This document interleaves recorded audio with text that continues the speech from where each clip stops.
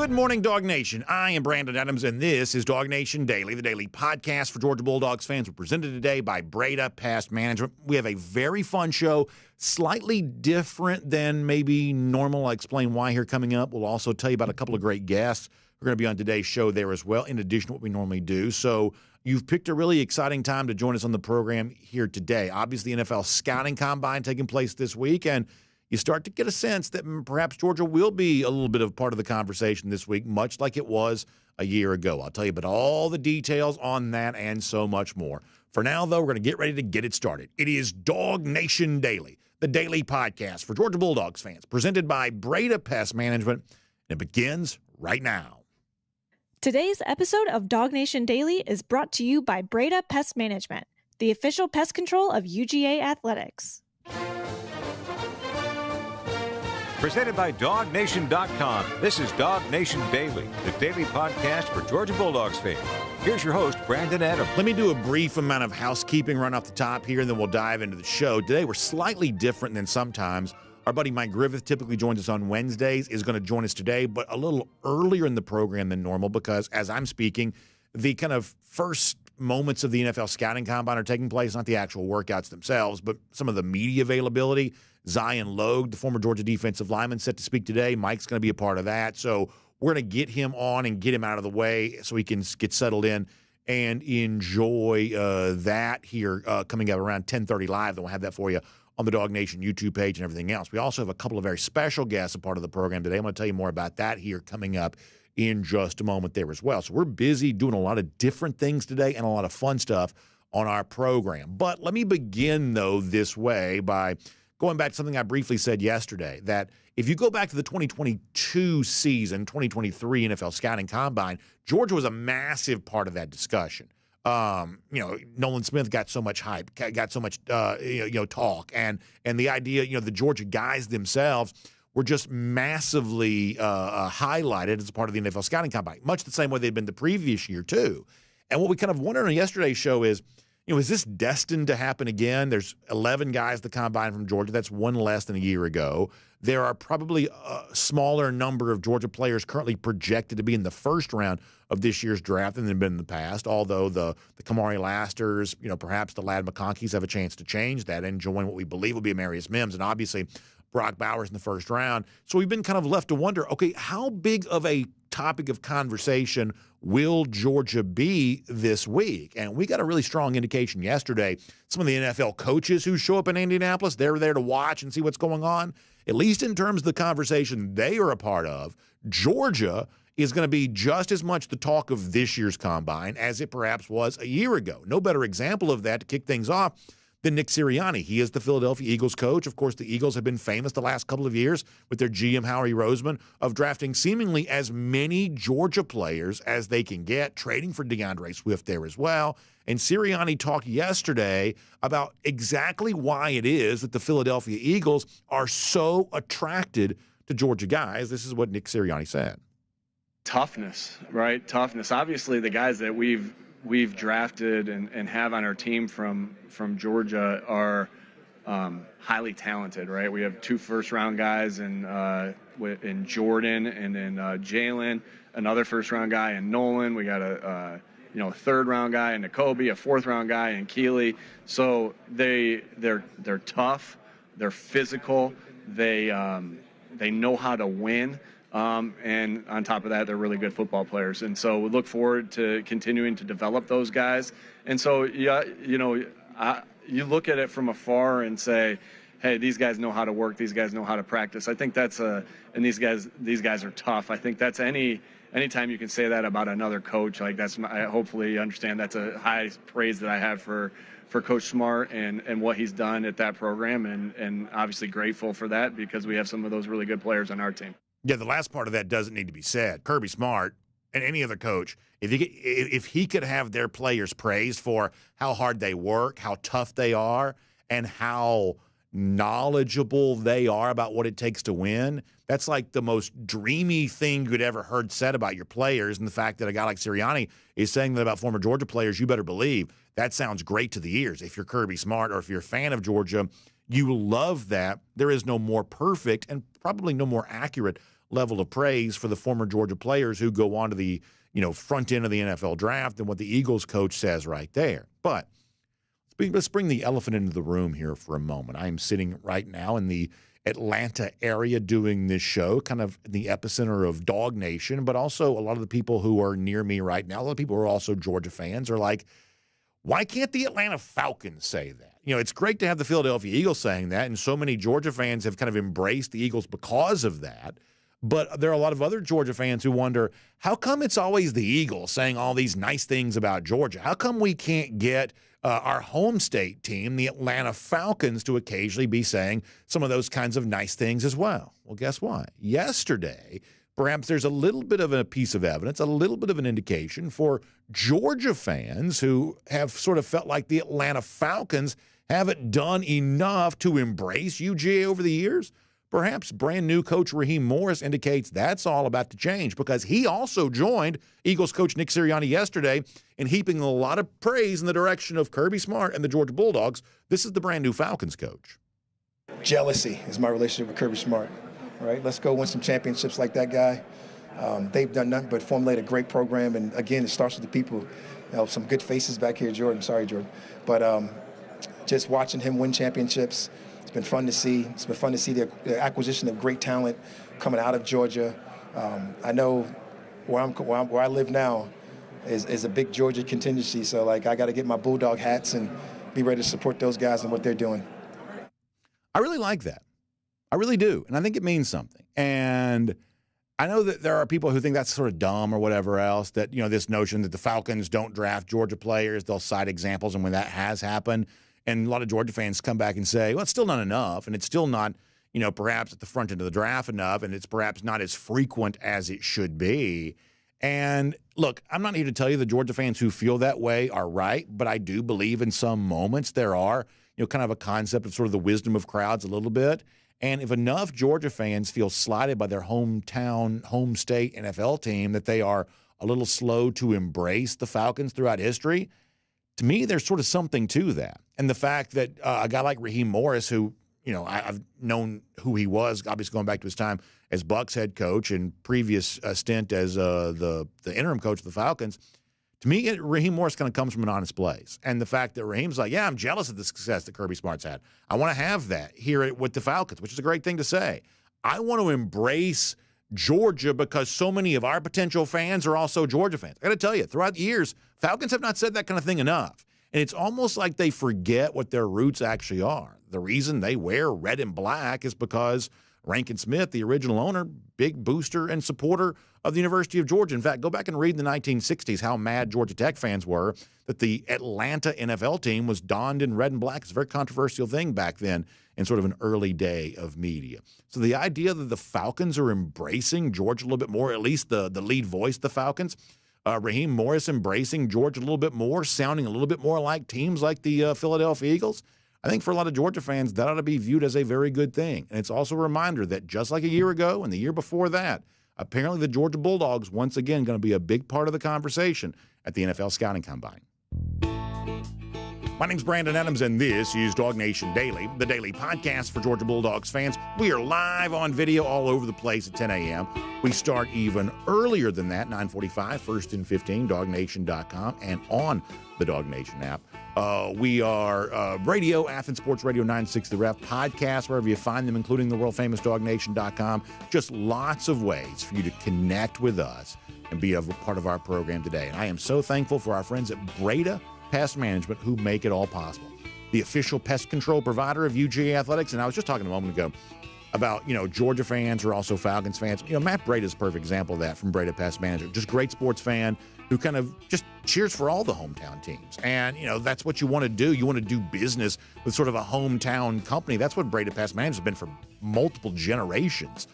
Throughout, been business since 1975. In fact, they've been so successful and so recognized for the long-standing track record of great customer care. They're now the official pest control provider of UGA Athletics. I'm telling you, that's a big deal. That is no easy designation to earn, but that's the sort of the prize that's come the way of Breda Pest Management for the success they've been a part of. And it's not just a prestigious thing to say, hey, I can do business with the company that does business with UGA.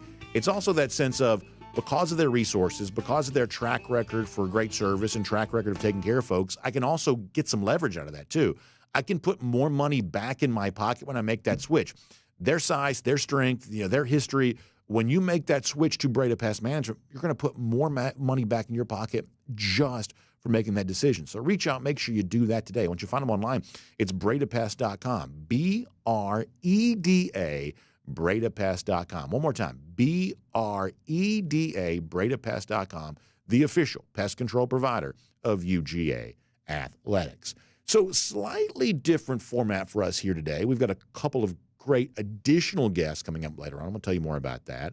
We've got a really interesting statement by ESPN about Georgia that I sort of feel is just sort of flat wrong. We're going to talk about that here coming up in a little bit. But as I mentioned, the NFL Scouting Combine is actually beginning here right now. We heard from NFL coaches yesterday, some prospective draft picks speaking here today. One of those guys, the former Georgia defensive lineman Zion Logue. MIke Griffith is going to be there in Indianapolis covering that for us here at DawgNation.com. So in light of the fact that Logue is speaking in a few minutes, we want to bring Mike onto our show a little early. So let's do that right now, talk to him about everything that's going to go down in Indianapolis this week, the outlook for the former Dogs who are about to become pros. So let's do all of that and more with Mike here today on DawgNation Daily, presented by Breda Pest Management. From Athens and across the SEC or wherever the recruiting trail may lead, here's a DawgNation.com insider. Say hello to MIke Griffith in Indianapolis. I know this is an event that he loves, and always good to get his insight there. And some of the stuff we've gotten from Indy the last couple of years has been really, really strong. Mike, I know your time is limited, so I want to be respectful of it. Let me begin where I just was. On yesterday's show, I talked a little bit about the way in which Georgia had been such a hot topic in the last couple of NFL scouting combines. I sort of wondered aloud, just given the fact that there's one fewer guy this year than there was a year ago. In terms of the projected first-round picks, maybe a little less than we've kind of gotten used to. I'd kind of wondered, okay, how much of a topic would Georgia be in this year's combine compared to previous years? But when you listen to what Raheem Morris just said, what Nick Sirianni, the Eagles coach, just said, we at least have an indication right now that Georgia has a chance to seemingly be discussed this week in Indianapolis in sort of a similar fashion to what they were the last couple of years. Is that sort of your takeaway in all of that? Yeah, and in obviously better fashion than a year ago. I remember the prevailing storyline last year was Jalen Carter being arrested and not being able to appear. So in some ways, much more positive with certainly Brock Bowers is going to be a guy they're going to talk a lot about this week, BA. We'll find out how much Brock is going to do at the combine. I mean, this guy's only 4 months removed from surgery. And yeah, he played in some games, but testing out at your peak level, he may opt to wait a couple more weeks for Georgia Pro Day. Now, I know he's a competitive guy, and I expect him to do some things, but I think strategically he would be better off waiting. Now, Ladd McConkey is a guy, on the other hand, that I think will run here. I think he could run really fast. And if he breaks 4.4, low 4.4 number, high 4.3, Ladd's really going to get in the discussion. So those two guys will be discussed a lot. Amarius Mims will appear here this week. This is a guy that's 6'7", 340 with only, 17% body fat. Interestingly enough, Carson Beck has been talked about. He's not here, but already people are asking and talking about Carson Beck maybe being a first rounder next year, the big deal that he got at Georgia to stay, the Lamborghini. This is the new wave when you've got a talented quarterback like a Carson Beck. You got to pay to keep them. So there's plenty of Georgia talk here. Later in the week specifically, though, you're going to hear a lot more about the Bulldogs today. As mentioned, Zion Logue, the only one to go, here at about 10:30 this morning. Let me do a couple of these things rapid fire. We heard from Joel Klatt yesterday, who believes that Brock Bowers should not last outside the top 5. He had him going pegged to a Jim Harbaugh and the L.A. Chargers. Do you see Bowers likely getting drafted that early? And based on the early chatter there in Indianapolis, are we talking about Brock Bowers as sort of a middle of the first round guy, or are we talking about Brock Bowers as a front end of the first round type guy? Really hard to know, Brandon. It's that deal where all it takes is one coach to fall in love with you. And anyone that's watched Brock Bowers closely realizes this guy is special. But sometimes NFL teams can outsmart themselves when it comes to measurables and height and weight and what's his hand and how tall is he and what's his wingspan and what's his 40 time, and they can kind of outsmart themselves. You only get one first-round pick. But for those that have been paying attention, and Jim Harbaugh would have firsthand experience, by the way, Brock is a really special guy. So I like that projection. If Harbaugh passes on him, though, you're talking about a tight end.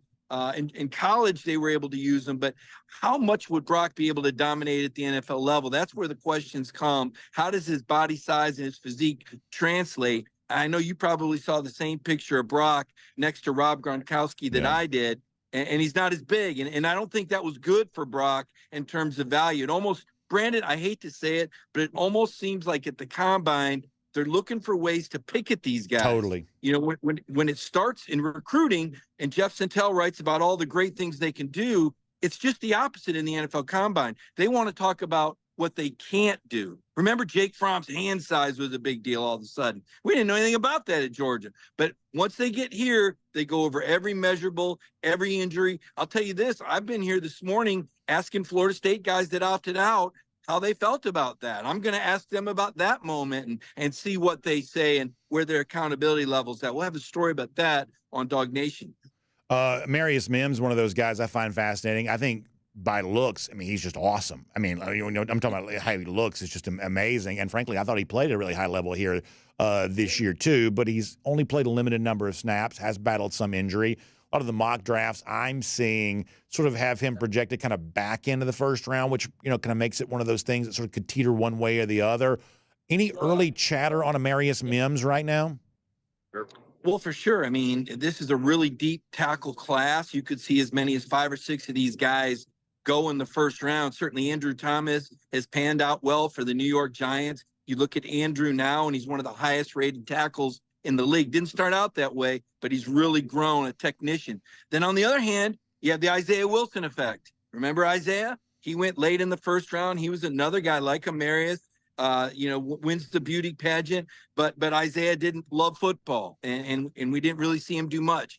I think how Amarius shows, how he interviews, what his coaches say, going to be very important, because there's nothing not to like about this guy. Even though he only started 7 games, to your point, when he played extremely well. I'll be interested to see how his physical goes. Remember, he was one of the 2 guys, along with Bowers, that had to miss the Orange Bowl. He was still there for his team, but had that ankle. I'll be interested to see if he tests here and what he does. I want to finish with this. You're about to hear from Zion Logue. I know you'll be bringing that to us on the DawgNation video channels, DawgNation.com, things like that.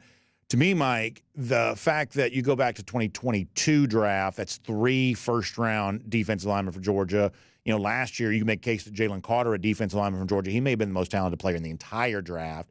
You know, this year, just 1 defensive lineman from Georgia even at the combine. I find that to be a little bit telling. And, you know, for me, it sort of speaks to a really big need for Georgia.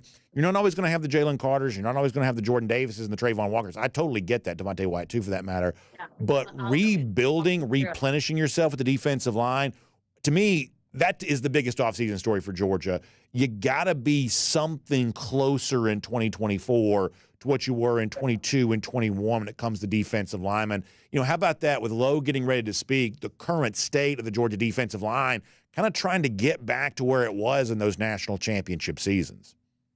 Yeah, well, you got to put it right squarely on the shoulders of Nazir Stackhouse and Warren Brinson, and you've got to hope that Georgia can have that 2021 effect. You know, Jordan Davis and Devontae Wyatt, they were likely headed for the NFL draft, and then they decided to stay another year, Brandon. And I know Jordan Davis is a guy that's near and dear to your heart. You identified him very, very early in his career before a lot of other people were talking about him. You said you thought he could be a difference maker, and he certainly was. I think he grew into a guy that you want to put in the statue. When I think of the 2021 team, I think about Jordan Davis being the iconic figure, and maybe Brock Bowers more 2022, but Davis so big. Now, can we have a history repeat? Can Nazir Stackhouse and Warren Brinson come back and raise their stock like Jordan Davis did and like Devontae Wyatt?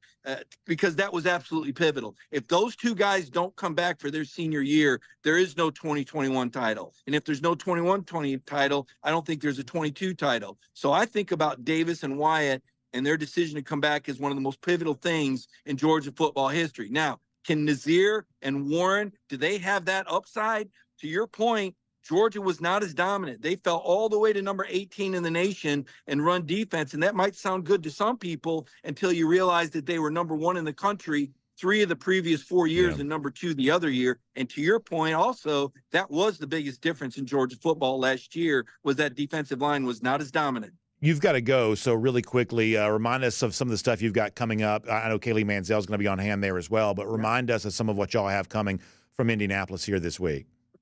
Well, right now you got podium interviews, right? So I've talked to a couple of the Alabama players about T-Rob and what they had to say about that, about the Saban retirement. Talked to the Florida State players about opting out. Talked to a couple of the Clemson guys about the opener and how ready they believe Clemson will be if this game could be like the 2021 Clemson-Georgia game. Pretty confident group of Tigers, I got to tell you, Brandon. And again, the Georgia players, for the most part, they'll be here Thursday and Friday. Today, Zion Logue is the only one. This is done by position, so we're talking to defensive linemen and linebackers today. That's why there's only one Georgia player. You get into Thursday and Friday, and we're going to have 4 Bulldogs Thursday, 4 on Friday, I believe, and then 2 more on Saturday. And to your point, Kaylee will be up here. We'll be live streaming some stuff from here. You'll want to check our YouTube channel, and certainly we'll have a couple of specials as well as stories posted on DawgNation.com. Mike, great stuff. Thanks for joining us there from Indianapolis. We look forward to your coverage. And, of course, back here again on DawgNation Daily, presented by Breda Pest Management again very soon there as well.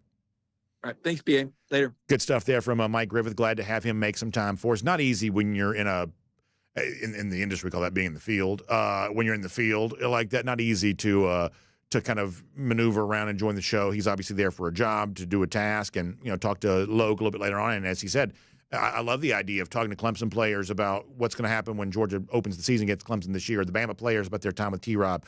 All that stuff's really good and really valuable and not easy to kind of, sort of incorporate an interview into all of that when you're out there doing that kind of stuff. So I do truly appreciate Mike's time there on that front. Now, by the way, we are not done with great guests on our show here today. Coming up in a couple of moments, we're going to have a couple of former Georgia players in the show, 20 or so minutes from right now. We're going to bring on Jake Camarda, speaking of the 2021 national champions. Jake Camarda was a part of that. We're going to have Jake on the show here in a little bit. And a good friend of his, Josh Moran, a former Georgia player there as well, who has a fascinating story to tell. You may know his story a little less, but it is no less interesting. We'll hear some of what they have to say. We'll talk some football with them. And they've got a big event coming up, too. They are helping to promote, so we're going to give them a little bit of a platform to do that on our program today there as well. So Josh Moran, Jake Camarda, a couple of former Georgia players on the program here coming up in a little bit. Prior to that, though, let's see if we can kind of piece the show back together a little bit. Normally we do Around the Doghouse before our first guest. Today we'll do Around the Doghouse here now.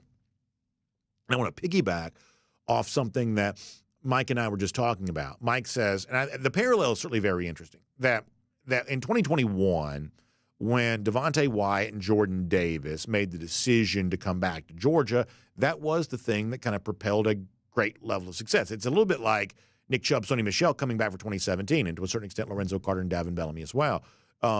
When those guys returned then, it made an SEC championship college football playoff appearance possible. When Davis and Wyatt sort of decided to forego NFL futures, at least briefly, to come back to Georgia, once again, an entirely different threshold of achievement was unlocked by that decision. And I think that's an important thing to sort of speak about, because in this past year, I'd say the defensive line for Georgia was not quite what it maybe needed to be, at least based on the national championship standard, right? I mean, that's what it kind of comes down to. Based on sort of a national championship standard, Georgia probably fell below that a little bit, and I would say it's not a coincidence that because of that, Georgia sort of fell below the national championship standard a year ago. I personally believe that the biggest offseason story for Georgia right now is replenishing that defensive line, rebuilding that defensive line, getting back to being what Georgia has been at its national championship best when it comes to the defensive line. But it's important to note, apparently, not everybody agrees with me. I thought it was really interesting, and I like when ESPN does this. There's a lot that ESPN does that I don't like. This is one of the things that ESPN does that I do enjoy. They'll ask questions of their what they call way too early top 25. All of this is essentially, I think, meant to be just a conversation starter, which when it comes to college football, we're always thankful and happy to have anything like that. It's just a fun part of this sort of talking season time of year of just finding talking points and sort of kicking them around and debating them.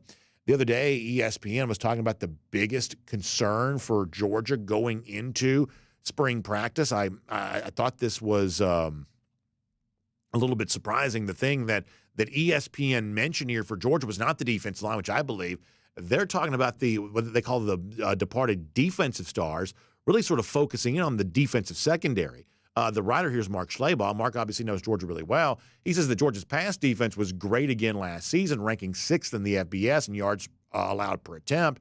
He says, but the Bulldogs have to do some reloading in their secondary, mentioning Javon Bullard being gone, Tyke Smith being gone, Kamari Laster being gone. And he talks about guys who stick around, Daniel Harris and Julian Humphrey. Of course, Humphrey nearly transferred, as he points out. Dalen Everett being here, MIke Starks being here, and a guy that Connor Riley mentioned yesterday, Janelle Aguero, ready to step up. So I have to admit that I was a little bit surprised to see ESPN, when it only is going to focus in on one question for a team like Georgia, focus in on defensive secondary and not what I would view as one of the other more pressing issues. In fact, I think you have a couple of issues on this team that you would probably discuss before you got to defensive secondary. Because the truth is, there is an element of trust the coaches involved with all of this. There is that element of, Georgia has had a stellar secondary so frequently that surely they'll be able to do that again. But beyond that, this is more than just hoping and wishing. This is also a situation where legitimately, without question, Georgia's current secondary, with some unanswered questions involved, but Georgia's current secondary has one of the very best players in America, regardless of position, and that's MIke Starks. And for all the attention, rightly so, that Caleb Downs got when he almost transferred to Georgia, that's not meant to obscure the fact that Georgia already had one of the best safeties in America in place in the person of MIke Starks. And Starks is no less of a player simply because Caleb Downs this offseason, including here on this show, has gotten some discussion and some attention. The fact is MIke Starks is an outstanding player.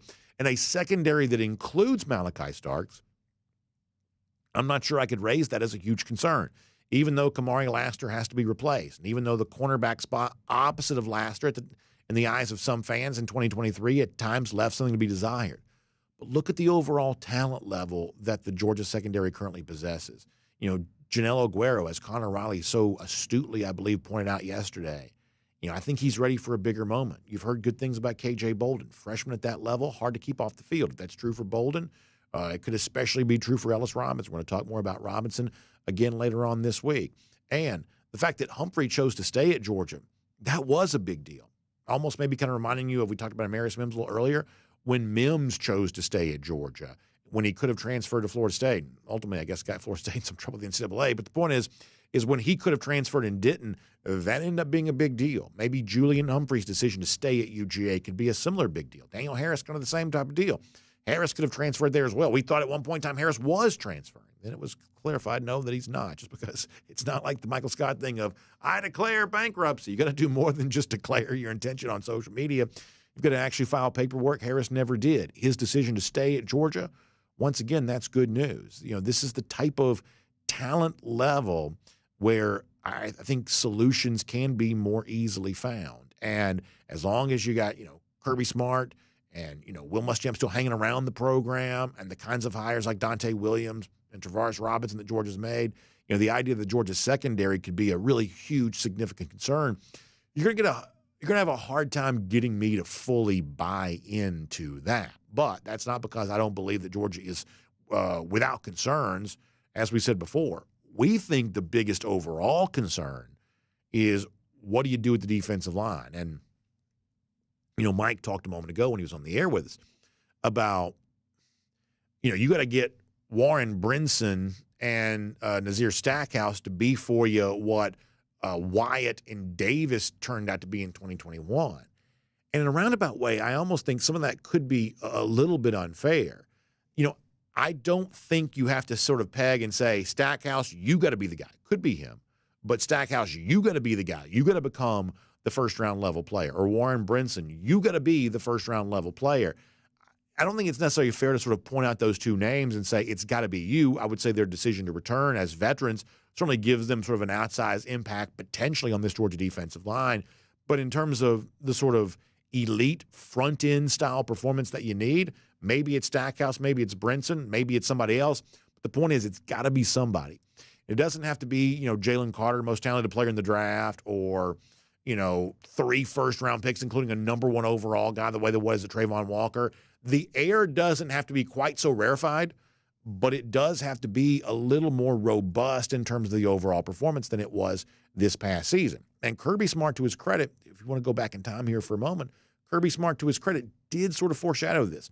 He talked about the numbers last year. He talked about what he kind of described as sort of the lack of game wrecker, whatever phrase was used. Kirby Smart let us know that the overall standard for the 2023 defensive line might have supposed to be, or was expected to be a little different than it had been in 2021 and 2022. In fact, I want to go back here to just before the start of the 2023 season. Smart making that pretty clear at the time. Let's get a reminder of that. We're not as deep as we've been. We don't have the depth that we probably have had. Maybe that's a luxury compared to other people. I don't know. I think we've got to get deeper at that position. And the only way to get deeper at the position, you can't get anybody at this point. There's nobody coming out for waivers. So what you're trying to do is you're trying to grow the younger players and get your older players to play at a higher level and even be able to play more snaps.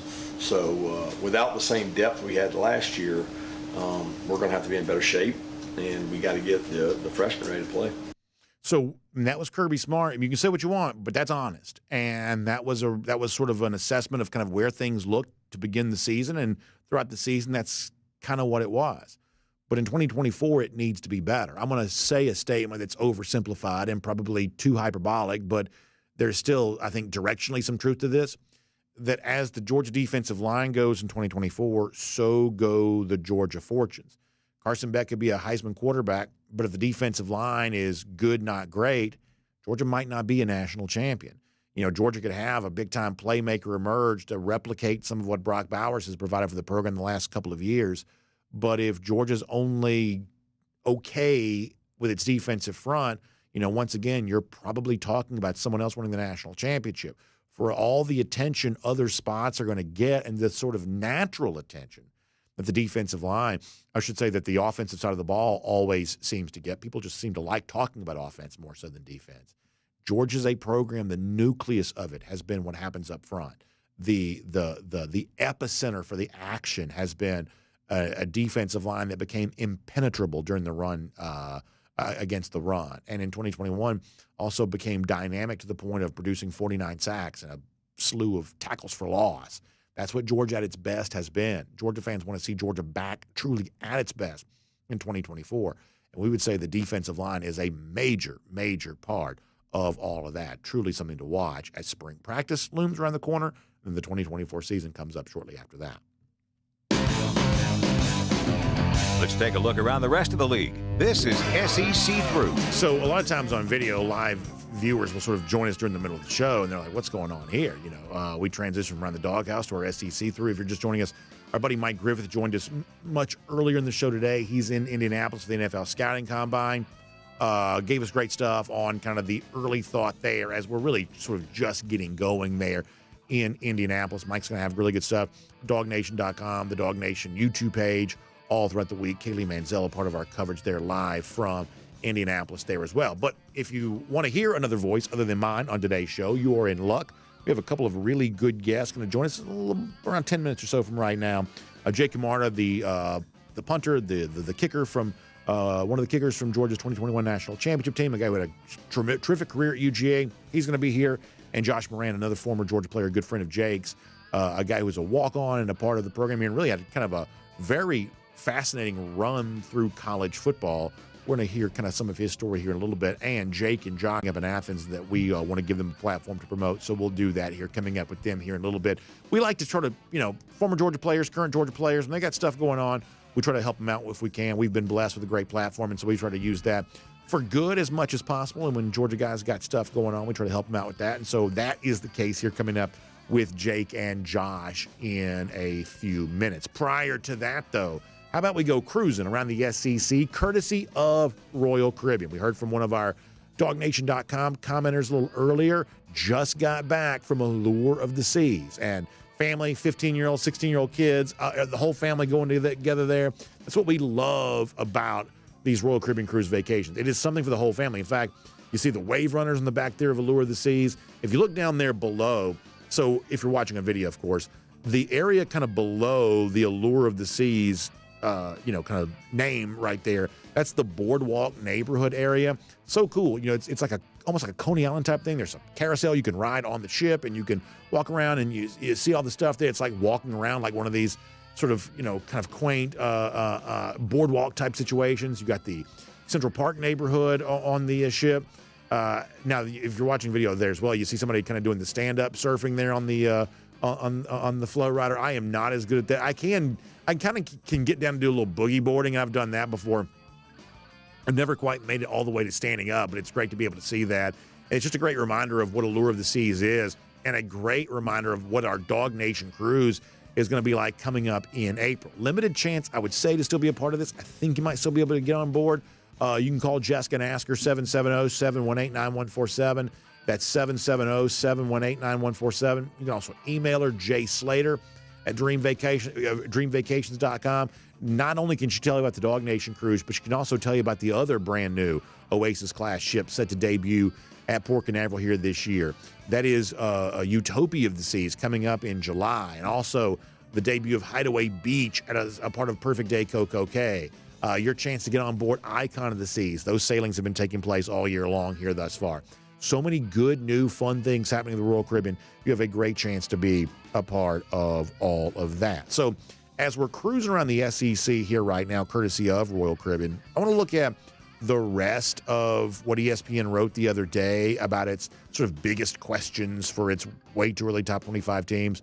We talked about our disagreement, perhaps, about, focusing on the Georgia secondary. We would say the Georgia defensive line is a bigger concern than that. You may even say the need to replace Brock Bowers and kind of replace the productivity that Bowers provided the program. You can make a case that's a bigger deal. In fact, I think we discussed that last week as a part of our DawgNation roundtables here on DawgNation Daily, presented by Pella Window and Door of Georgia. As far as other SEC teams, in the midst of all this right now, for Texas, who they have number 4, the writer Dave Wilson says, what's the passing game going to look like? It's probably a fair question. Obviously, Texas has used the transfer portal to bring in a guy like Isaiah Bond as a replacement for, A.D. Mitchell, and what the program has been, a lot of weapons there for Quinn Ewers. But to me, once again, for Texas in its first year in the SEC, this is also about something a little bit different than that. Last year, the thing that made Texas sort of playoff worthy was the fact that they finally kind of showed some toughness along the lines of scrimmage, something that Texas and a lot of the Big 12 teams over the years had not really shown.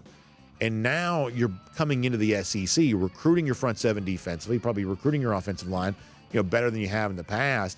Is Texas ready for the rigor of the SEC with its lines of scrimmage? That, to me, sort of looms as the big question there on that.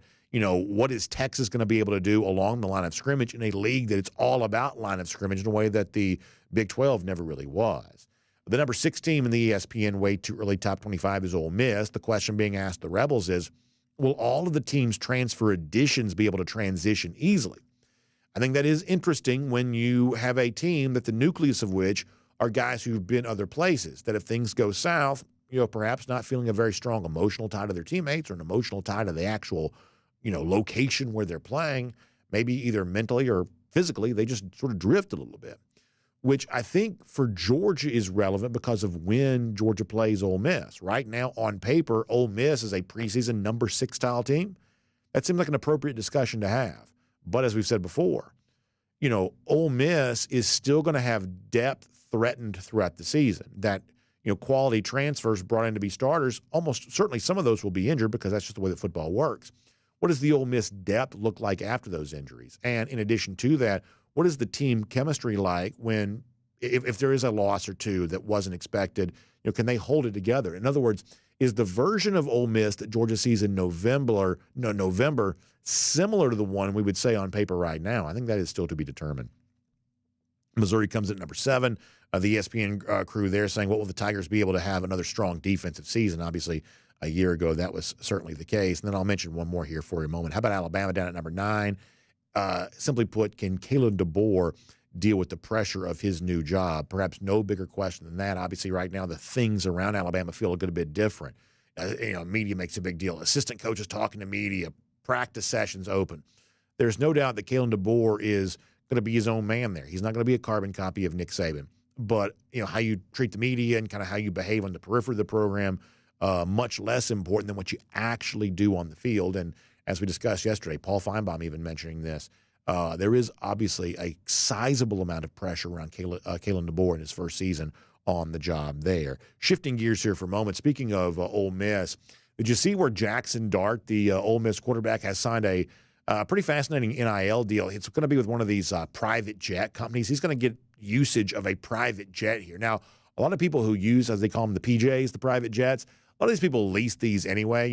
It's sort of maybe more cost-effective or certainly cash flow effective to, rent your private lease, a portion of a private jet or something like that. A lot of people who use private jets frequently don't actually own their own jet. So there's a lot of companies that sort of, service this type of thing. But apparently Jackson Dart's going to be a endorser for one of those and get some access for it. I believe, for his training activities, for his philanthropy was the word that was used. I'm not really quite so much sure how much of a philanthropist Jackson Dart is, maybe more than I realized. But either way, sounds like Jackson Dart's going to get a little private jet usage here as a part of an NIL deal. And I have to confess, I'm pretty jealous of that. Of all the really fancy things, I have a fairly modest lifestyle for the most part. I'm not as into luxury stuff as maybe I would have been when I was younger, but I would love to fly on a private jet. I mean, wouldn't you? I mean, who wouldn't want to do that, right? The convenience, the comfort, the luxury. I'm assuming I'll live and die without ever getting a chance to do that. But of all the sort of NIL things you hear about, like so-and-so got a Ferrari, I really don't care about that. My big fat body, I'm not even sure it'd fit in a Ferrari. But a private jet, I'm pretty jealous about that. That sounds like something that'd be a pretty fun thing to be able to do. Speaking of Alabama, to go back to them here for a moment. So the big hot topic this week has been kind of related to court storming. The Duke player got injured the other day, which is, we don't like that. That's obviously a pretty serious thing. But I would say, broadly speaking, we're sort of pro-court storming. Or maybe better said, we're kind of anti-court storming. Like the really hardcore anti-court stormers, I sort of find to be a little fascist or something. I don't really know. It's like how hard are you willing to work to take the fun out of the of sports? Now, listen, I've been, Stegman Coliseum before, rare instances when the court could have been stormed. It gets a little crazy sometimes. I don't deny that. But the people who want to go to any ends possible to eliminate this from college basketball and the version of that in college football where you're, running onto the field, I just find that to be a little bit much. Like I saw where Alabama Athletic Director Greg Byrne, in addition to arresting everybody who's involved in this, he wants the teams that storm the court to now forfeit. How would that work? What's going to stop, so-and-so? Because there was this thing a few years ago with throwing stuff on the court, I think, and this thought of well, is the person throwing the thing, is it actual fan, or is it a person trying to sabotage? When you have the potential, the same type of deal here where you could potentially sabotage a team you don't like or something like that. So I don't quite know that I would go to those ends. Now, listen, I don't want to see people get hurt, and obviously some of this kind of stuff can be dangerous, and I guess, by the letter of the law, it is, trespassing. But as, Dan Patrick pointed this out, and a lot of other people have pointed out there too, it's the TV who puts this stuff on, during championship week, things like that. That's the sort of money shot at the end of every game. The fans rushing onto the court, that's the way the broadcast ends. Whether they do this on football all the time. The Tennessee-Alabama thing, probably the most prominent. Sounds like, going back to that, Greg Burns probably got more to worry about with his own people than he does what happened to Duke. But the point is, I don't know that I would want to go as far as the forfeits and the arrests. I feel like the problem's probably not quite that serious in the grand scheme of things. There's probably a lot more serious things happening around college athletics than that. And so we will now, for that, make that cruising around the SEC courtesy of Royal Caribbean. And as promised, a couple of great guests joining us on the program here today. A couple of former Georgia players, Jake Camarda, part of a 2021 Georgia National Championship team. His good friend Josh Moran, who was also a part of Georgia football for a long time in a very interesting way. And they've got a big event coming up in Athens here in a few weeks that we wanted to give them the platform to help promote here today there as well. So, gentlemen, I appreciate you being a part of the program. And, Josh, if you don't mind, I want to start with you here for a moment because I was kind of fascinated by your story here a little bit just from the standpoint that you spent a long time in college football, including early days there as coming out of the Milton High School program as a part of the Georgia program. I'm just sort of curious, first and foremost, what was it like seeing Georgia first being built up in kind of the Kirby Smart era? And I guess how quickly, as someone who's observing everything that's going on as you're going through the program, how quickly were you becoming aware of, wow, this program has a chance to be a whole lot different than perhaps it's been in previous years? What was it like to be a part of seeing the foundation built the way that it was there? Yes, sir. I think it was really special. I actually remember our first year, we were at the bowl game. We were in Memphis, and I hopped on an elevator, and Coach Smart was on there with us, and he said, boys, we're going to the national championship next year. And so I knew after that he was extremely serious about making this a contender and it being a contender every year. And I got to watch him. The way that he was dedicated to the sport was something that I had never seen. His dedication to the little details made it really obvious, hey, this program was going somewhere and going somewhere fast. And his ability to recruit too. I mean, he's so personable that I knew very, very quickly we were going to ascend in the college football realm. And so, Jake, the foundation that Josh got a chance to sort of see being built, you obviously reaped the benefits of that, as a part of a national championship team there at Georgia.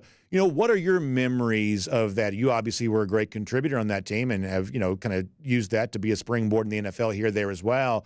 But you're also a guy who has kind of a sort of best seat in the house eyewitness account of history as it being made, one of the better teams in recent college football, memory here. What was it like kind of being on the inside of that and being a contributor to a team that I think is going to be recognized as one of the best ever for quite a long time? Yeah, I tell you what, when I first got there, I got there the year after Georgia went to the national championship that first time and played Bama and lost. So when I first got there, it was tough. I mean, it was tough because you could tell that the foundation had been built and everybody was on the same page. Everybody was rolling. And it was a tough program to play in because that standard was made there from the guys that were there before us. And so as that went on, we didn't have that chance my first year, my second year, or my third year. And we always felt like we were right there. And I kid you not, I was talking to Coach Smart, a very similar story to Josh, before my senior season, before the season had even gotten going. This is probably in January of I think it was 2020, probably. Okay. after my junior year. And he looks at me, he goes, we're going to win a national championship this year. Wow. I swear. That's what he told me. And I looked at him and I said, okay, let's go. And I remember we went that entire year, and that entire year it just felt different. The connection was different. And, you'll hear stories about that team for forever. But yeah, it was cool seeing like how the foundation was built by the guys before us, and then having our group be able to come in and try to carry that on and essentially do what hadn't been done in so long. And it was cool, and it was really fun to be a part of. Well, what a great story. That's amazing to hear. And, Josh, speaking of great stories, one of the things that I find fascinating about your story is the perseverance you showed to kind of, get to where you would go in life in terms of, okay, you're at Georgia and you're there for a good bit of time. And, obviously like a lot of players in the Georgia roster, you're sort of fighting for your spot and fighting for your opportunity. And then you see a chance, I believe it's to go to New Mexico State. You're going to get some playing time there. Lo and behold, pandemic happens, and then that season doesn't take place. I believe if I have it right, at that point in time, then you just started working. Like you're kind of out of college football and you're just working, and then finally got a chance to go back and play for a terrific program, Delaware. And after 7 years of college football, had a chance to record your first reception. What was that journey like, the highs and the lows of, thinking you got a chance to be out there in Las Cruces and getting a chance to play, and then the pandemic happens, and then finally seeing a chance to get back into college football again and playing, for what is a really fun Delaware program that's obviously been a big part of the FCS scene for a long time. What was that journey like for you? That journey was awesome. I think it really shaped me into the man I am today. So I loved, honestly, every part of it. And I'm actually thankful looking back. So I had a few season-end injuries, and that's why I got to play 7 years. And going through that, every time it would happen, I realized, you know what? Football can't be my identity. My identity has to be in the Lord, because it's so easily taken away. And for me, when I was working, I thought I was done with football. I'm like, man, that was a really weird career. And I do remember getting the call like, hey, the NCAA is going to let you play some more. Wow. And that's where I visited Delaware. I remember the coaches up there were so personable, and I knew nothing about that state, but I left And honestly, Delaware is one of my favorite places because of the people. It was an amazing year. And my whole football career, even at Georgia, like I loved every single guy I played with and wouldn't change it for anything. My dad played at Georgia Tech. So it was funny when I decided to go to Georgia. He's like, what are you doing? I just felt called to go there. And it was, one of the best decisions of my life. We talked about this, Josh, with Stetson Bennett a little bit. 18 is pretty young, right? And by the time Stetson finishes his career at Georgia, he's into his 20s there as well. And you sort of get the sense that the experience and the seasoning you gain from kind of being around college athletics or just really being around life a little bit more. I mean, how different of a man did you feel, like a person did you feel like when you're in your 20s playing at Delaware from what you would have been when you're 18? When, 18 just seems, especially for someone like me looking back on 18, just seems really, really, young. Like, how different were you as a player, obviously with the life experience you had gained by, being granted the opportunity to kind of stick around the sport for as long as you were able to? For me, I was actually closer in age to some of the coaches than my own teammates. So it was very ironic because I felt like another coach on the field for him. And I'd been through, I'd seen some of the greatest players in our country play. And so for me, it was the ability to say, hey, this is kind of the standard of the people who are the best. I'd love to help you guys get somewhere close to that. So that's what it felt like for me. It felt like a year of mentorship, but really fun being the guy who was basically a grandpa on the team. All right, you guys have got a big event coming up. I want to hear a lot about that. Let me squeeze in one more with you, Jake, before we get there, though, because you've obviously left Georgia. You've gone to a terrific career with the Tampa Bay Bucks. We love seeing 74-yard punts and some of the stuff that you've been able to do there in a Tampa Bay Bucks uniform. But also a couple of years ago, you got a chance to play with Tom Brady. And now, I know you don't want to reveal like locker room secrets and things like that, but I am sort of fascinated by the idea of, for you, this is a teammate, but it's also like one of the most famous people on the planet. A little bit like the way that like a Travis Kelce would be treated this year. Tom Brady's sort of treated that way all the time. And, clearly you knew a whole lot about him before he ever became, one of your teammates there with the Bucs. What's it like as a player, which you are, to sort of compartmentalize this of, this is not just the guy that I see on TV all the time or maybe the tabloids are always writing about. This is just a guy that I'm playing with. What's it like trying to kind of make sense of, I guess, the public persona that you would have already been aware of and the sort of private relationship that sometimes I'm sure players sort of form with each other? It's funny. When I first got there, it was kind of one of those waiting games. It was like, when's Tom going to show up? Because you never really know, especially in the NFL. You have the OTAs, which are for the most part are optional, and you just don't know when he's going to show up. And I remember the day that he did show up, I was like, oh yeah, he's real. He's a real person. Wow. And it was cool because getting to play with him, you realize like he's famous, more famous than probably anybody you'll ever meet, but he really is like he's also like a normal guy. And just getting to be around him was cool. I mean, he's a great teammate, obviously. He's the greatest of all time, and I'll stand by that, having played with him. But he was great. He was fun to be around. It was fun to see him outside of a light that everybody else sees him as.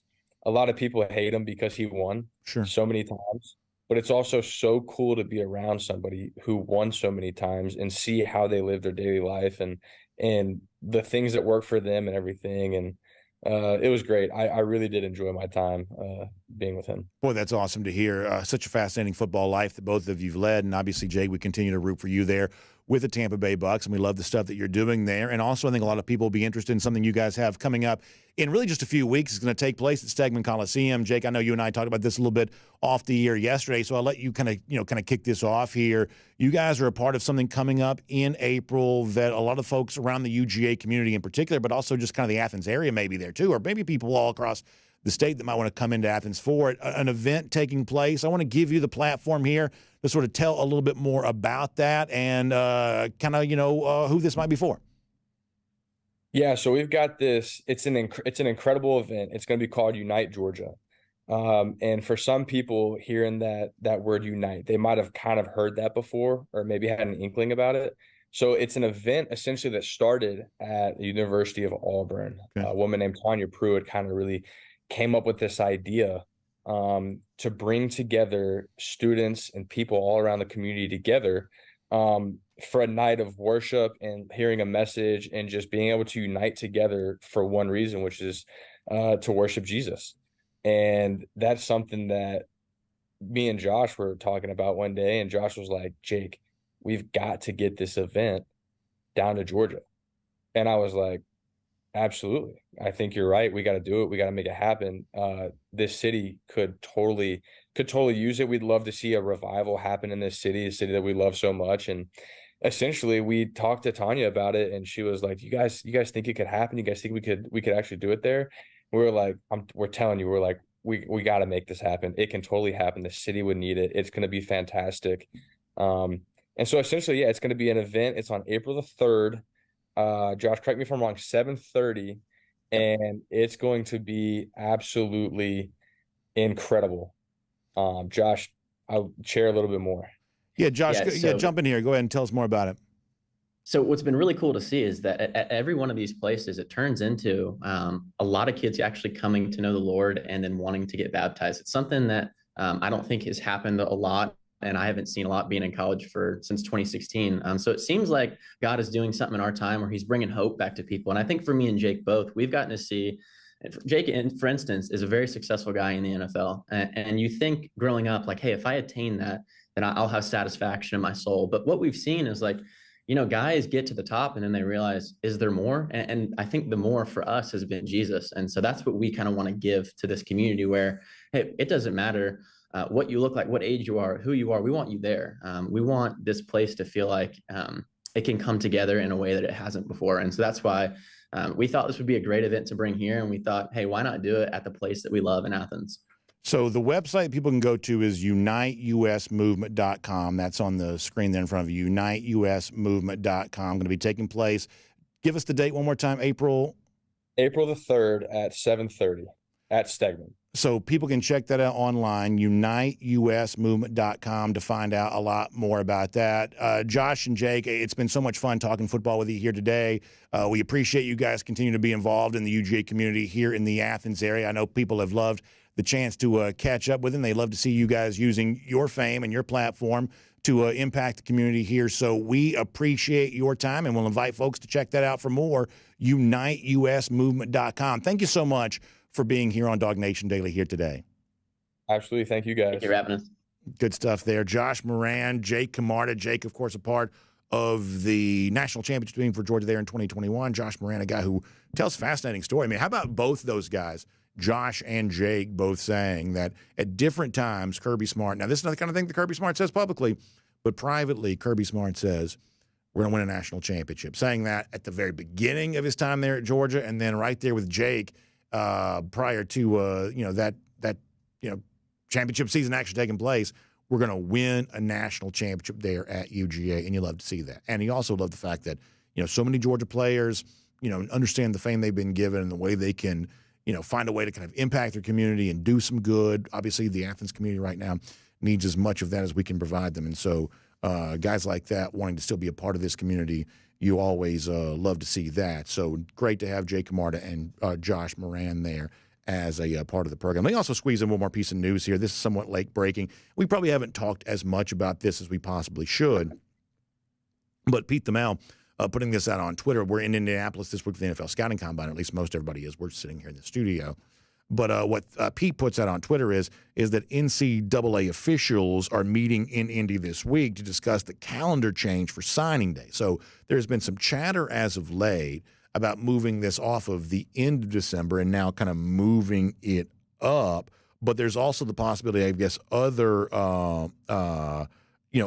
potential opportunities too, including maybe moving it all the way up to sort of the end of June, keeping in mind that June has become sort of the busiest month of all for official visits, the same way like wintertime would have been in kind of the pre-early signing period era. June sort of become the busiest month for early signing day. So perhaps that could kind of lead into a signing period there as well. Or other proposal, I believe it was Ross Dellinger had this of the day, the fact that it might move off the back end of December more towards the front end of December. So it seems like there's some real movement here about getting the signing period off of the late part of December and something at a different time, either earlier in the month or somewhere else at some point on the calendar. So it sounds like there's some real idea for change coming up on all of that. However, no need to change when it comes to our friends at the Finish Long Drink, because it is as good today as it was when we first started talking about this years ago.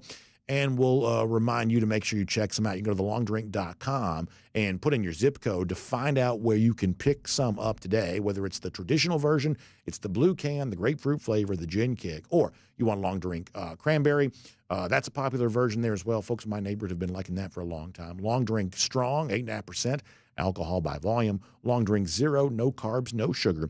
Just lots of varieties of the finished long drink for you to check out. When you go to thelongdrink.com, you can also check out the story there, too, of kind of how it starts in Helsinki going back to the 1950s, how it ends up in America, now here in Georgia. A lot of celebrities kind of involved in kind of, I guess, growing this over the course of years. And now it can be right there for you. In fact, if you put in your zip code at the website, you can find out where you can pick some up today. So find them online, thelongdrink.com. Of course, always fun to have the finished long drink as a part of DawgNation Daily. So a little bit of an explanation for our golden shoe here today.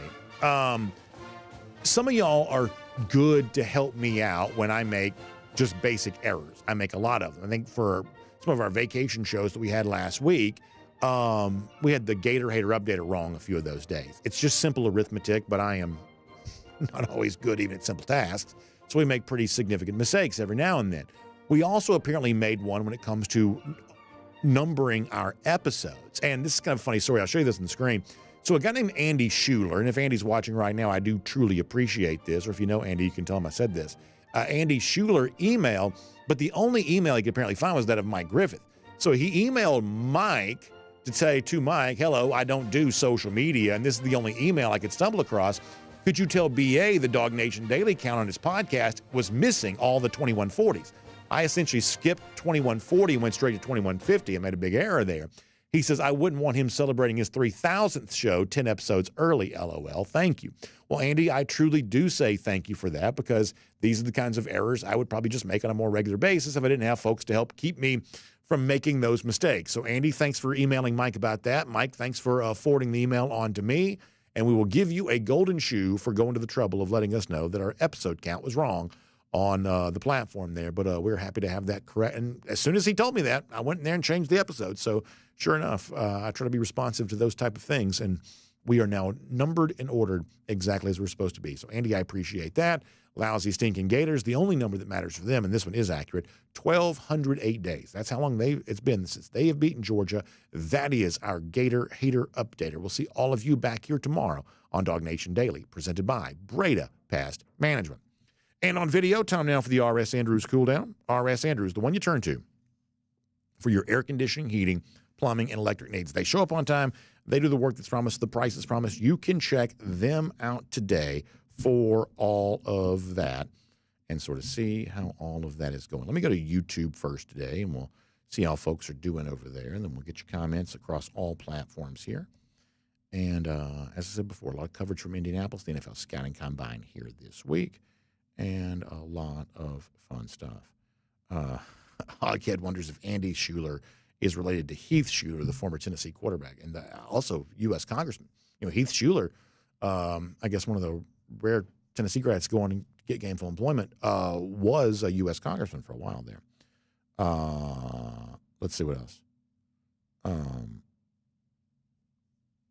Paul Moon, also speaking of the Falcons quarterback thing. And by the way, we talked about Raheem Morris a little earlier. I liked a lot of what I've gotten from Raheem the last couple of days. I loved his honesty when he said if there'd been better quarterback play, he might not be the Falcons coach right now, which was kind of an interesting statement. So, yeah, pretty clearly Desmond Ridder was not a success there on that. Johnny Surfdog also mentioned Kirk Cousins, who, to be honest with you, I wouldn't hate as Falcons coach, although you kind of wonder if Cousins feels like he's got a better option than that. And I wouldn't hate Justin Fields either. In fact, if I was the Bears, and some of y'all may disagree with this, but if I was the Bears, I'd rather have Justin Fields as my quarterback than Caleb Williams. I would. I'd rather have Fields than Williams. And I'm pretty confident in saying that.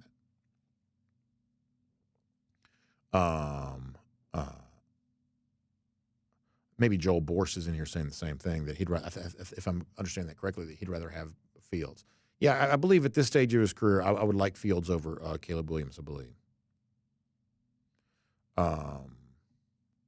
Wildman Slayer mentioning a possible lunch spot. I will tell you, I had a lunch that day with our buddy John Stinchcomb, and we went to the spot that Wildman's talking about. I had not eaten there in years. It was great. It was great. This is not an ad, because I'm not going to mention my name, but it was great. And I had not eaten there in years. Let's see what else. Paul also mentioned the Falcons, if they don't address the quarterback spot, they'll have another promising but ultimately disappointing season. I think that's true. I think that's one of the things that Arthur Smith, I think, was a little too cute with, really kind of trying to delay the sort of referendum on you got to figure out who your quarterback is. They had Ritter in this would have been 21, maybe it was 22, whatever year. Really trying to delay putting him in and finding out what you had. And then 2023, when you finally did have him as your guy, well, you realize he wasn't very good. It's like, the NFL is so built around quarterback. I would say more so than college football is. College football, because I think the sheer size of the sport, you can mitigate quarterback a little bit in college football. In the NFL, you just can't really do that. The talent levels are more even. And then so therefore, the quarterback play is going to be more outsized in terms of importance. And, the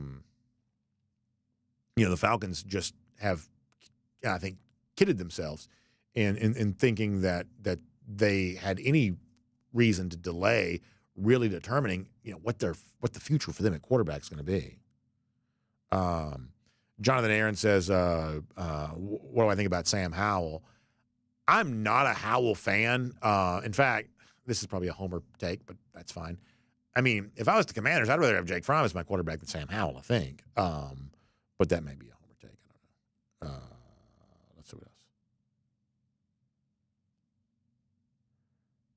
else. What else is going on here? So, and also when it comes to Falcons, I would say that quarterback is such a need for them, and I promise we'll get back to Georgia football here, but YouTube is talking about all this.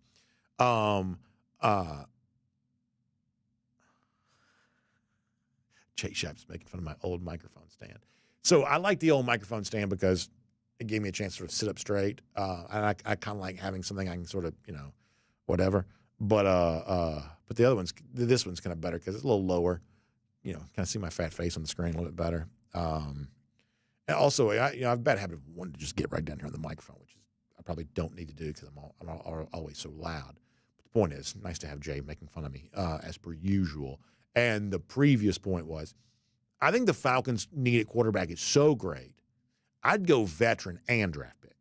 Now, I'm not saying you do that 8th overall maybe, but I'd go veteran and draft pick and say one way or another, once again, kind of playing the ratio game, like I said before with the Georgia receivers, you're bringing enough of them, you got to feel like one of them is at least going to pop.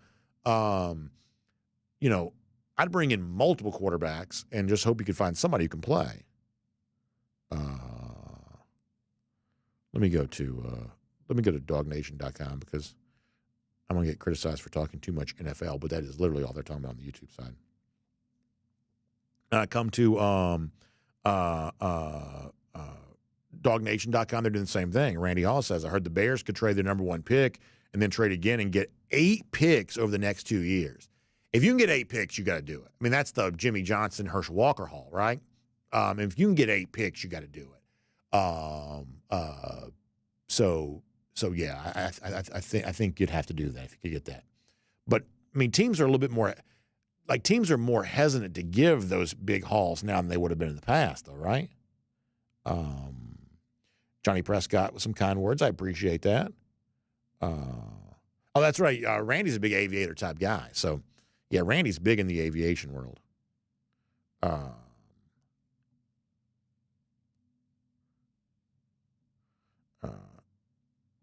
Oh, yeah. So they're talking about doing a private jet thing.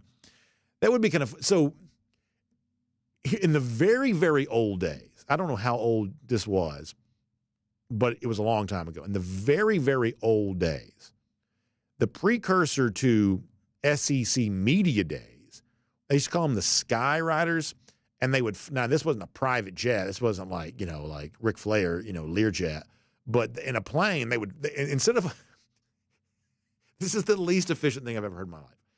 Instead of all the coaches coming to one place, the riders would fly from place to place. So they'd fly from Athens to Auburn and Auburn to Gainesville and Gainesville to Baton Rouge or whatever. They would fly from spot to spot. That had to be crazy, right? Sports writers sometimes interesting personal lives anyway. But back then, that had to be crazy. I'd love to hear some stories about that. I I think our buddy Tony Barnhart did that. I wonder who else we know that did that. I'd love to hear some stories about just precursor to media days, the media just getting in a plane and just sort of flying around from place to place. But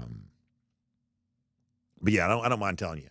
I don't know if this makes me vain or what. I'd love to fly in a private jet. I'd fly in a private jet, circle around, and come back. I just love to do that. That'd be great. That's the one like really nice thing I'd like to do. Dogs Only says we should do a private jet for an away game. With all due respect, though, if and I mean this with all generosity, if too many people fly on the plane, it's not a private jet anymore.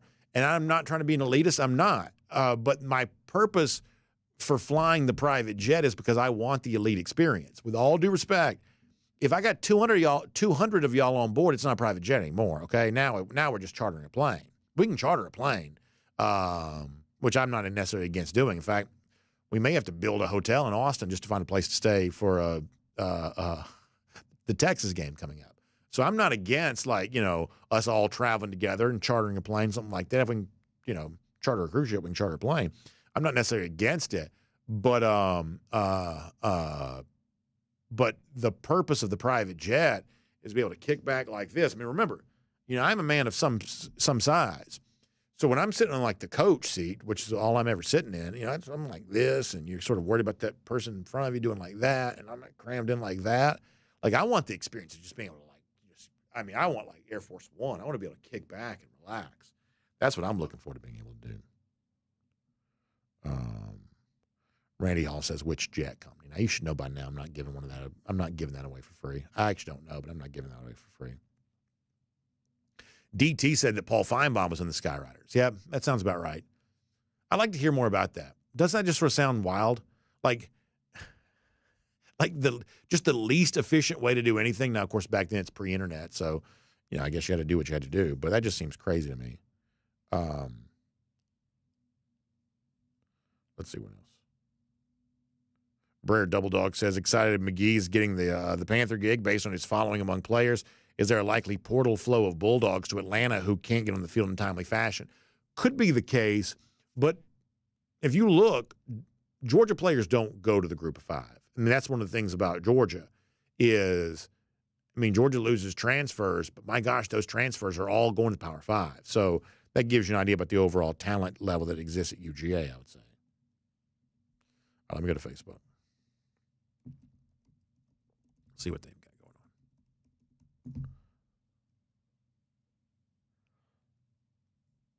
going on Facebook.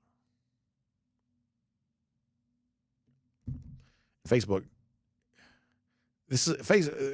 these days is a little bit for me like sort of making contact with like the past or the parallel universe because it takes so long to load up. But here it is.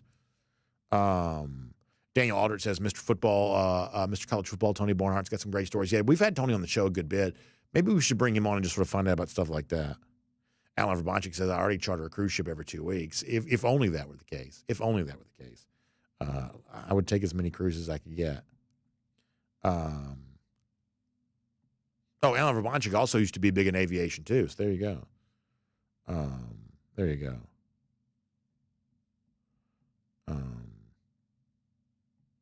The shelf is not crooked in the back. I'm just telling you right now. This shelf is not crooked, y'all. Listen, I am very responsive to criticism and very this. With all due respect, y'all are crazy. This shelf is not. I'm serious looking at it right now. It's as straight as it can be. Yeah, the UGA thing is tilted. I'm being told from our friends in the back that the UGA thing is tilted. But that's for like aesthetic effect. Doesn't it look better when it's kind of like angled like that? But the shelf is not crooked. Now there's a shadow down here, but the shelf is not crooked, I don't think.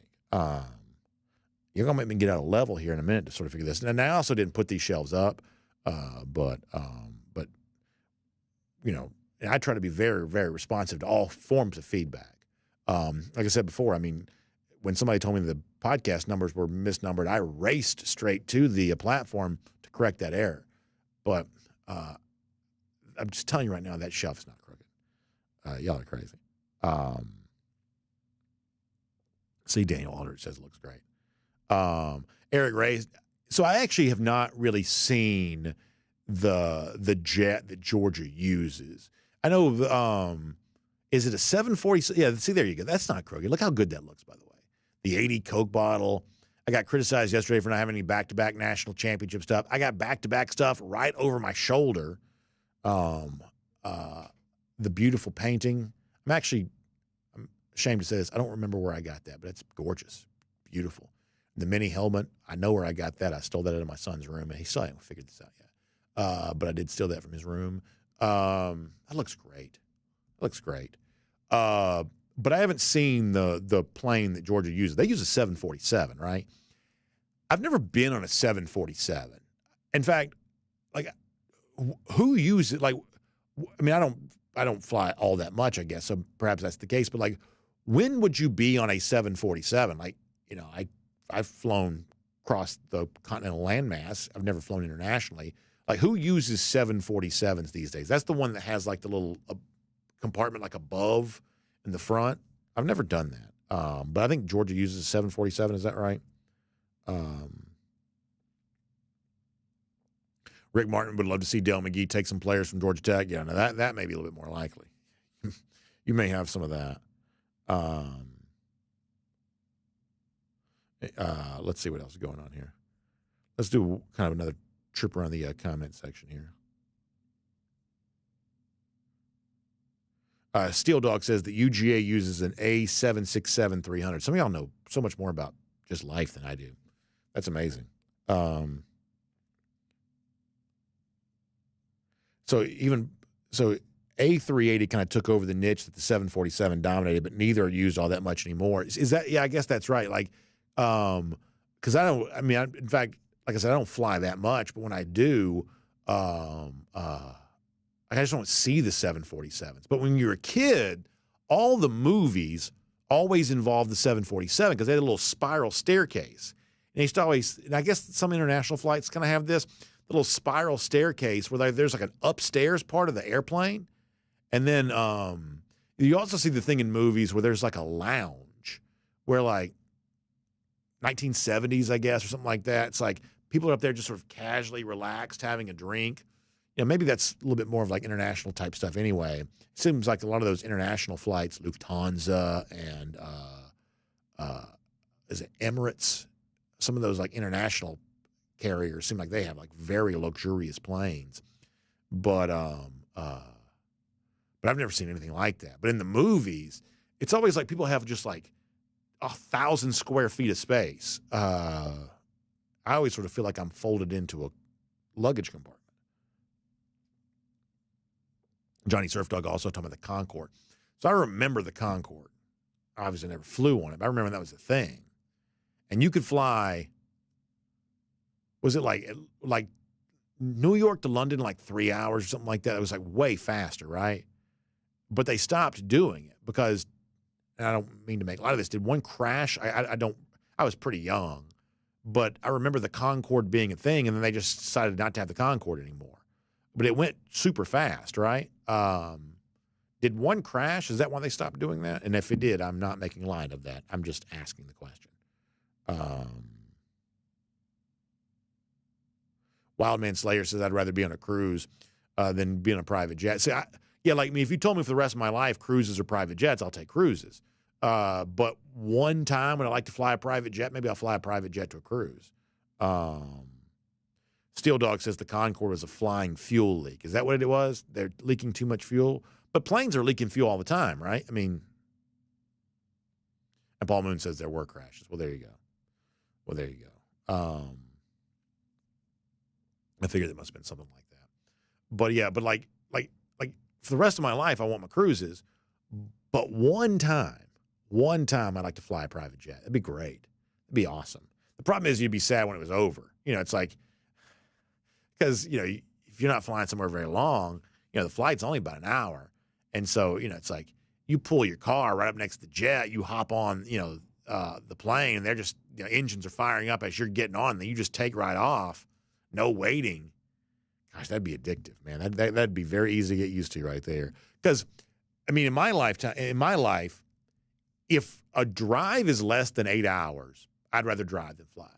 Now, if it's like 10 hours, you're probably better off flying, cost being equal. But, if it's if it's 7 hours, once you factor travel time to the airport, the hassle of being in an airport, it's like I hate being in an airport. I hate the way that, look at this. See, thank you, Cody. This is the stuff you see in the movies. Like, who are these people? And what plane is this? I mean, is this a plane the size of Montana? What is this? But I said, when I was a kid watching shows, they have this all the time. Look how happy these people look. Everybody's well dressed. You get the foreground with the bar. You got stuff on the walls. There's a painting on the wall. The only thing on the wall of the planes that I fly on now, it's unidentifiable smudges. You got artwork back there. There's is that a chandelier? That's crazy. What is that? Sometimes I feel like I was born too late. Now, I wouldn't have been able to afford to do this if I was in that era. But I mean, this to me feels like living. What we do on airplanes these days can hardly be described as living. But that to me, that right there, that's the experience that I want. I'll fly commercial if you can give me that experience. Look at that one gal in the back there, just sort of casually reading a magazine. She's got 300 square feet of space around her, and she's blissfully unaware of anybody else. When I fly, I've got, some dude's hair right in my face, and it's awful, awful. People wear shorts and flip-flops, and they're taking their shoes off, and they're touching you. You can't hardly sit without touching somebody. It's awful, awful. Ooh, Jay, one of our producers, has flown private twice. Jay, where did you fly private to?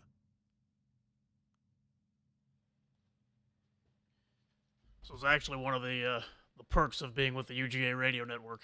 We were able to get a nice ride back from the games. Really? Yeah, it's as good as you think it is. This is over the air, right? People can hear this, yes, right? People should be. Yes. So that is fantastic. So Jay, at one point in time, a part of the UGA radio network, getting a chance to fly back. That is good stuff right there. I'm incredibly jealous of that. Not bragging now. You can continue your show. No, I'm glad. That's worth bragging about right there. And Paul Moon's right. Greg Byrne wants to make a felony out of storming the floor. I want to make a felony. Airport behavior, that's the stuff I want to throw people in jail for. I really, really do. I want to have armed law enforcement up and down the plane. You take your shoes off in the plane. I just want to see you cuffed and stuffed right there on the spot. I want to see you dragged off the plane and thrown in jail and for an undetermined period of time. I can't – the taking off the shoes – and this is probably my fault. I don't even like for people to wear shorts on a plane because if I sit by you, I'm touching your leg. And most of y'all, I don't want to touch your legs. So absolutely. That's why I like driving. There's a lot of stuff that happens on a plane that I can't quite get down with. John Main also says that should planes have a dress code? Yeah, the photo we showed a minute ago, we could bring that back if we wanted to, at least the decorum and the behavior. It's we may not be able to find the second story of a plane. I still don't even know how that's even possible. But the whole thing of we're all sort of dressed like spies and, just kind of debonair. I feel like we could bring that back if we wanted to. I feel like we could do that. All right, let's do a couple more. Lucy Bowers-Boykin says, don't touch B on a plane, period. I am very weird when I fly. So, generally speaking, I'm a pretty friendly person. I'm nice. I try to be nice to people. But I really try to project the image on the plane. Now, if you ever see me, please come say hello. Because if you're one of my, if you're one of our people, I'm talking about just strangers who just will sort of strike up small talk conversation. I really don't want to do that. So I'm earbuds in. I'm focused on trying to have a book. I'm listening to something. I really try to I'm a lot more introverted in my regular life than you probably would imagine. Now, if you ever see me in an airport, please come say hello because I would love to say hello to you personally. Some rando that I don't know, I don't want to talk like small talk type stuff. I'm really, really weird about stuff like that. So yeah. Let's see what else. Lucy Bowers-Boykin says that's why she gets the aisle seat, which is typically better. Although I'm a little bit of a window seat guy because I'm also a child. And so I like to look out and see where I'm going. I am a little bit fascinated by, like, where we are at this given moment. I like to do the flight tracker thing. I like to look out the window.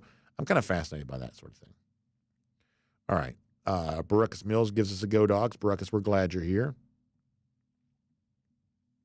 Yeah, so apparently the Concords did crash. So there you go. There you go there on that front. All right, a couple more comments. We'll get ready to go here. B-Mac is talking about the trip from Athens to Austin. Yeah, I mean, look, I'm going to end up writing a check I can't cash. But if we chartered a plane for that, if we chartered a plane there, because, like, my brother did this one time. They flew to LSU for a game and then just flew right back out. See, y'all know I am probably guilty of somewhat conspiratorial thinking anyway, probably. I'm not necessarily afraid of conspiracy theories sometimes. I totally believe that the Texas game was planned to mitigate Georgia fans being there in large numbers. I believe this entire thing was orchestrated because Georgia fans do have a history of taking places over. You know, Texas is a little bit of a soft fan base, fairly easy to be overtaken. I do believe they play, because you go back and look at the history. Texas does not play on F1 race weekend very frequently. I do believe this is all on purpose, totally do. And so it is legitimately a logistical nightmare trying to find lodging in and around Austin right now. So the whole idea of we're chartering a plane. We're flying in. We're bringing in Georgia fans by the hundreds or however many you can fit on a plane. And then we're flying right back out. There could be something to that. Now, we work for a giant corporation. I cannot imagine the hoops we would have to jump through. The paperwork stacked this high. Like the insurance stuff we have to do just to invite people to lunch is crazy. Like, the level of insurance we would probably have to, deal with if we chartered a plane. I cannot even imagine what that'd be like. So there ain't no way we're doing this. But chartering a plane to Austin to completely sidestep the issues with the lodging, that would be fun. Ooh, Dogs. See, Dogs always get the horns down. Can you imagine? Because, I mean, we can go back and revisit. The Tennessee people were so mad about our DawgNation invasion of the Tennessee River. And we had that boat, we had that wrapped. It looked awesome. It made the SEC network that day. That looked really good. If we got a plane wrapped with, like, horns down, that would be so good. But I'm just telling you right now, I'd be meeting with lawyers from now until the end of time if we did this. Like, I mean, the corporate backflips we'd have to do to make this happen are just insane. Yeah, we could buy one of those Skyrider things and sort of do the horns down thing there, which, listen, I feel like those guys, they got to have their own insurance. But in terms of, like, flying everybody to Austin, I'd love to do that. Once again, that doesn't count as a private jet. With all due respect, the purpose of this is being elitist. I am not an elitist on a regular basis, but when I fly a private jet, I want to be elite for that particular moment. So if we charter a plane, that's not a private jet. That does not count as my desire for a private jet. But would I be in favor of chartering a plane and doing that? You better believe I would.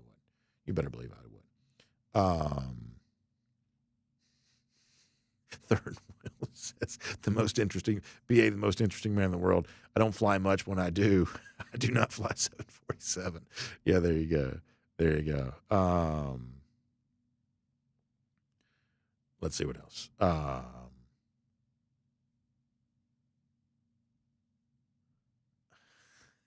Let's see what else is going on here.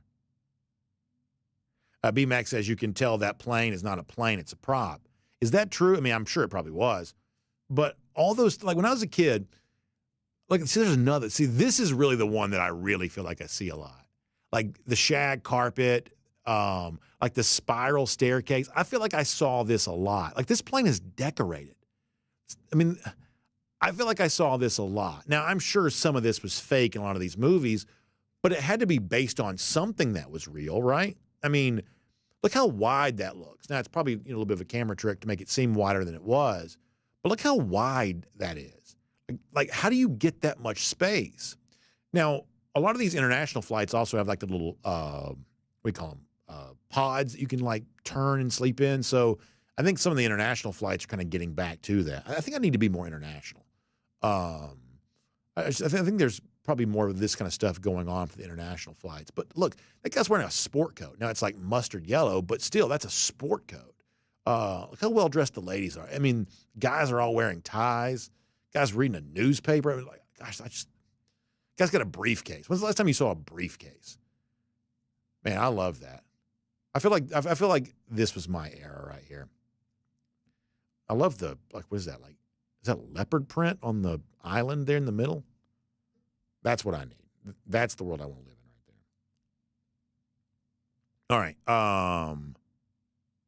We got to get ready to go. Anybody want to do anything football related before we go? Although I would rather talk about the airplanes, but I don't want anybody to accuse us of not doing what we're supposed to do.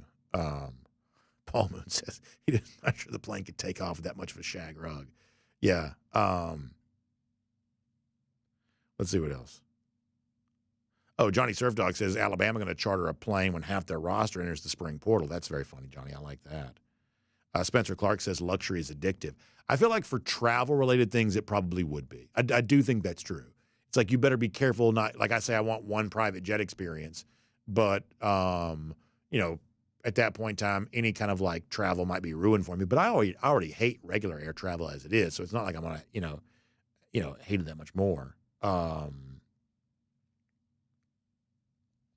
Wildman Slayer said he hated shag rug carpet. See, I'm a little too young for it. So, like, if you're my age and you're like a little too young for that era, I'm actually probably way too young for that era, I think. But everybody is here's a theory that I have. Everybody is fascinated with the period of time that's like 20 years earlier than when they graduated high school. So 90s loved 70s. 70s loved 50s.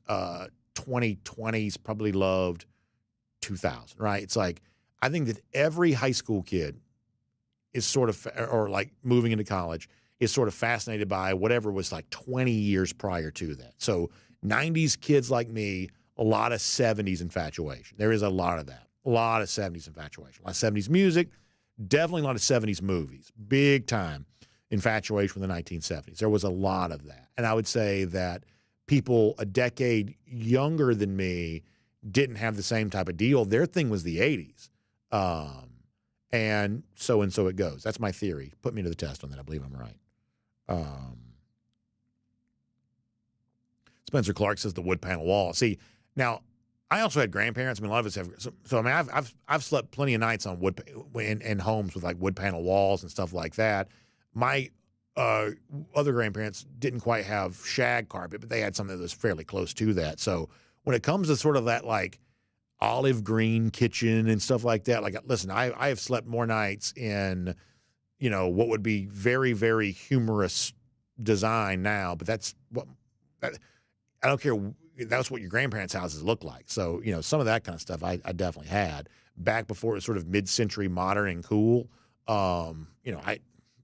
That's just what my grandparents' house looked like to a certain extent. Stick D says 5 top freshmen to shine and contribute in 2024. We're going to do some real football, then we're going to go.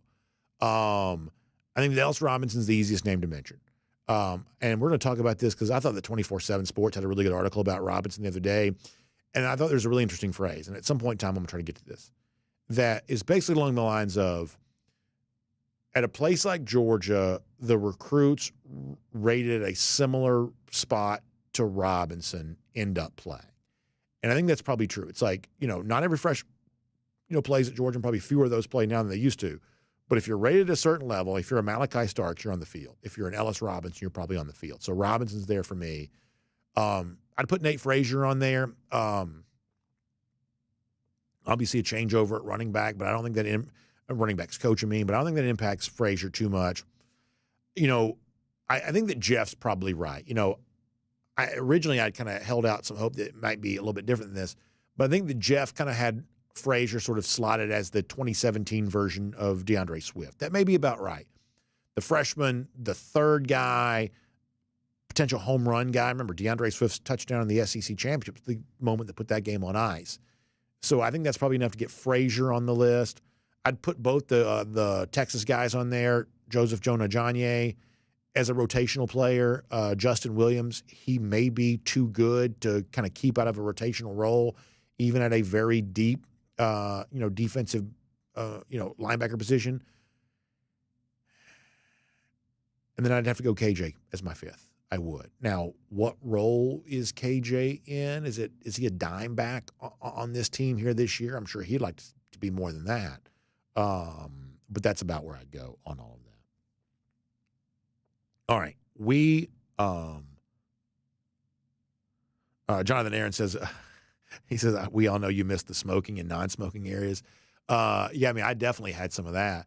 And you could go to you ever go to Biloxi, even within the last 15 years, if you went to certain places in Mississippi, they still had smoking and non-smoking. I remember going into, and what's funny is you go to a Waffle House, which is like a room the size of the studio, and they're like, you want smoking or non-smoking? It's like, what's the difference?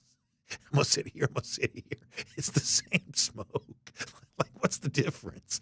So I definitely grew up with smoking and non-smoking, but also in the 21st century, I have been to a restaurant in Mississippi and I was asked if I wanted smoking or non-smoking. I'm also, I don't care that much about smoking. I shouldn't say that. Forget I said that. Whatever. Don't smoke, kids. But I'm probably not as much of a hardcore about some of that as some other people might be. Let's see what else. We got to go for now. All right, thanks for being here. Y'all check out RS Andrews online, rsandrews.com for your air conditioning, heating, plumbing, and electric needs. They show up on time. They do the work that's promised, the price that's promised, including getting your air conditioning unit tuned back up to factory fresh specs. You can find them online at rsandrews.com. It's warm today. I think it's going to be cold again, but eventually spring is here and it's here to stay. That means you want to have your air conditioning unit ready for that hot weather season that's going to be here. So find them online, rsandrews.com, for more on that. They'll take really good care of you. They'll keep you cool and comfortable all spring and summer long. Have a great day. We'll see you back here tomorrow. DawgNation Daily, presented by Breda Pest Management. We'll look forward to talking to them.